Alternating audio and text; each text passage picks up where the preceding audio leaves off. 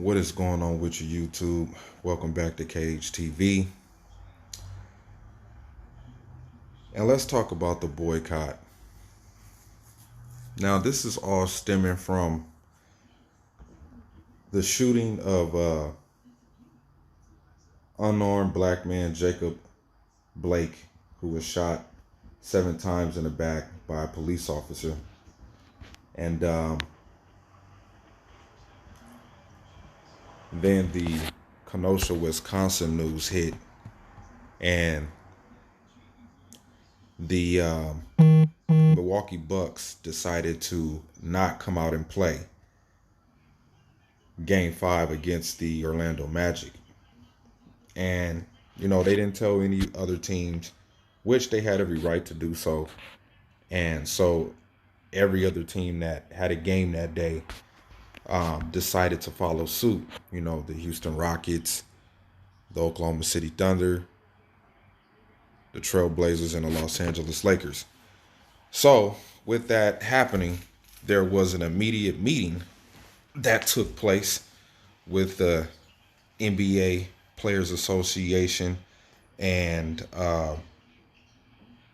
coaches, and some media members were in attendance, and the players were not happy. Players were not happy. There was a vote taken, and of course, in the reports, it stated that the Los Angeles Lakers and the Los Angeles Clippers were the only two teams in unison with ending the remainder of the playoffs down in Orlando. And when that happened, other players spoke up and said that they did not want to lead a bubble. And I agree with those other players. I mean, the NBA has stuck its neck out there to finish this season by, having the players go through these numerous COVID-19 swab checks. They put up $150 million. They brought all of this stuff into the bubble. I mean, all of this equipment, all of this money spent, all this stuff moved around to accommodate the players and make them feel more at home.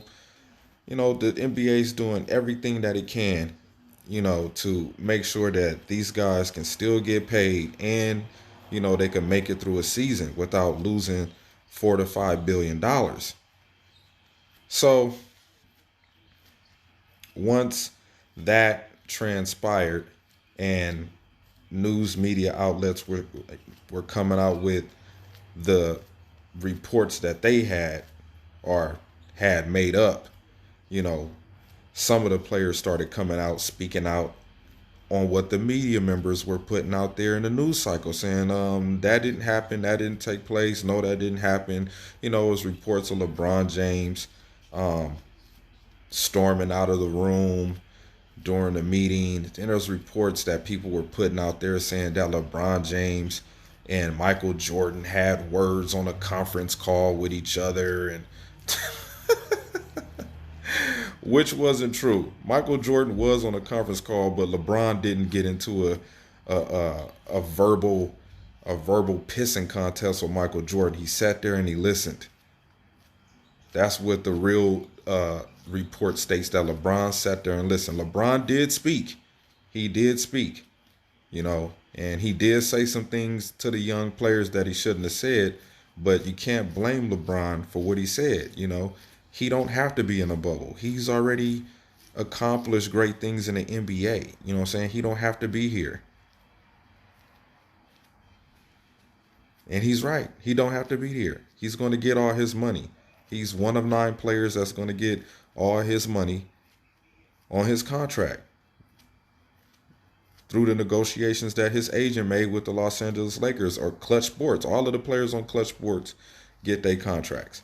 So with that being said, they had another meeting the next day, as they let people go back to their rooms, their hotels or whatever, and let people let people calm down, come to a sense of reality, get some good sleep in, wake up the next day, and then attack this whole thing the proper way, which they did the following day.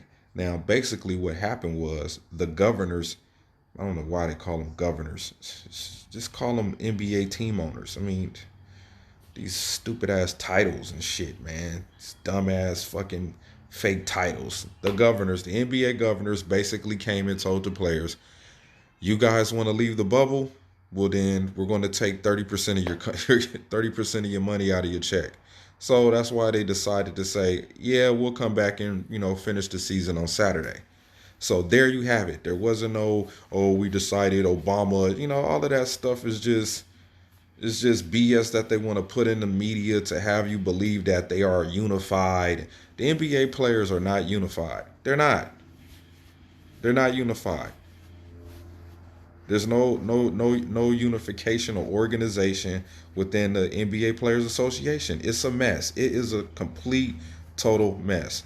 You have people within the NBA Players Association that have egos, and some people don't like certain. I can tell you now, a lot of the people that's involved with the Players Association that voted Chris Paul to be the president, some of them don't really like Chris Paul. Some of them don't really like LeBron James. Some of them don't. They just don't. And that's why the NBA players will continue to lose these unnecessary battles that they keep trying to head against the owners.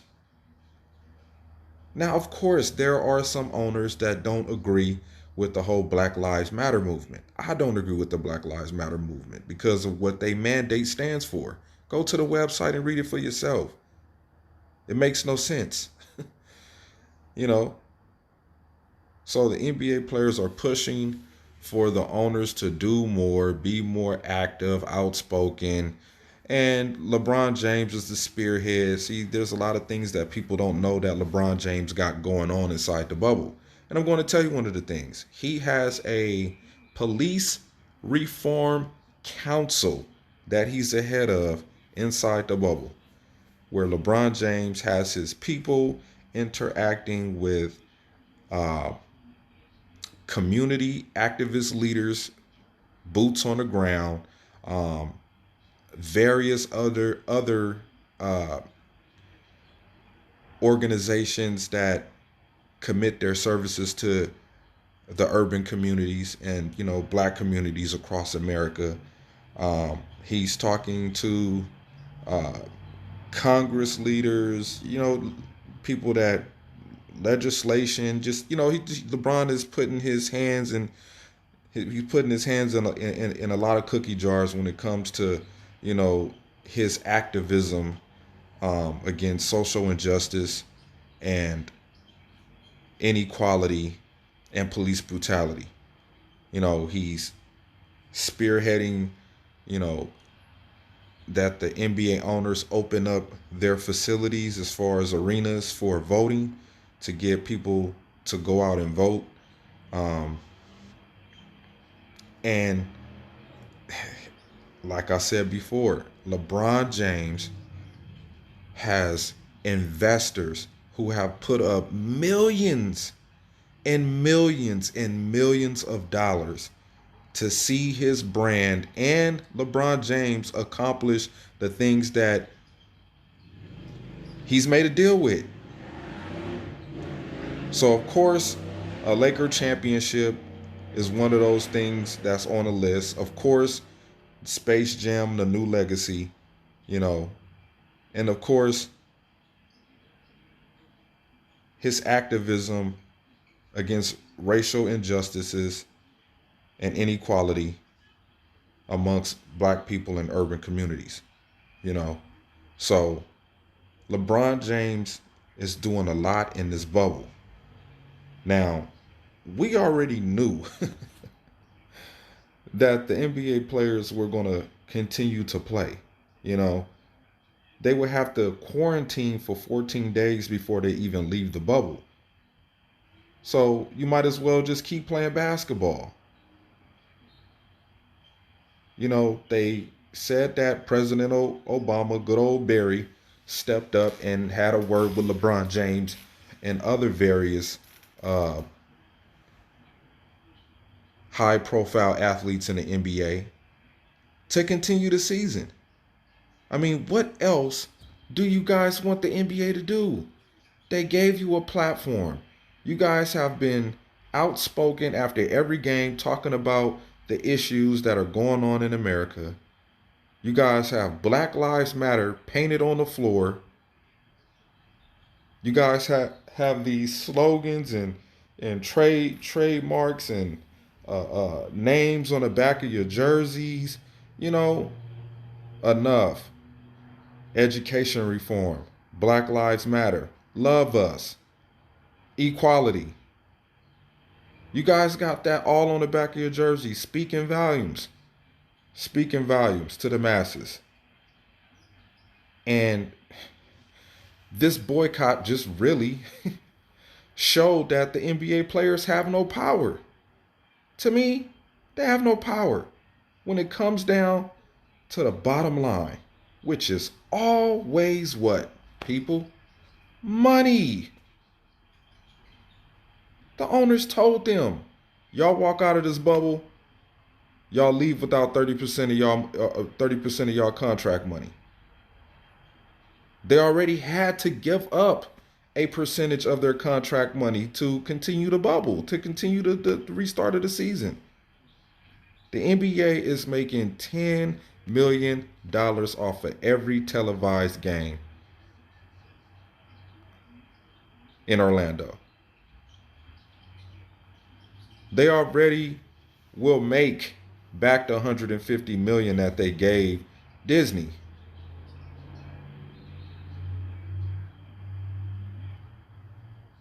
So this whole boycott, which wasn't well thought out, wasn't organized, people didn't come together and say, let's talk about what's going on, let's have a plan.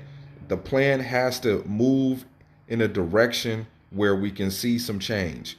And what happened? What direction did we see? We seen them get back on the court for that 30% of the money that the NBA owners told them that they was going to lose. So once again, let's stop feeding into the hype of what the media is saying and what these YouTubers are saying. Because they basically are emotional over LeBron James and whatever news was put out there in cyberspace about LeBron James. So they're making all these videos. LeBron James said this and he stormed out and he got into it with Michael Jordan over the phone. No, that's not what happened. It's not what happened. NBA told them, okay, y'all want to leave out of here? Then you're going to lose 30% of your money. They say, oh, we can't do that. We still want to play. We still want to play. Okay, resume the season on Saturday. We'll let y'all have Friday off so y'all could, get yourselves mentally prepared to continue, rolling through this bubble. And give the sports fans what they want. There's news coming out about the CDC now about COVID-19. Go look it up. I'm not going to tell you on here because that's not what we're talking about. But go look it up. I don't know if it's true. I'm not saying it's true. I'm just saying go look it up. Research the shit. So with that being said, the Lakers move on and we see who we're going to play against the Rockets or the Oklahoma City Thunder. But once again, let's stop letting these YouTubers and these sports media people on TV sensationalize drama that isn't true. Everybody is doing something to get a reaction out of you. These guys are playing a role. They're characters. So let's be real. Let's be fair and let's be factual. These NBA players are disorganized. That's what the real truth is.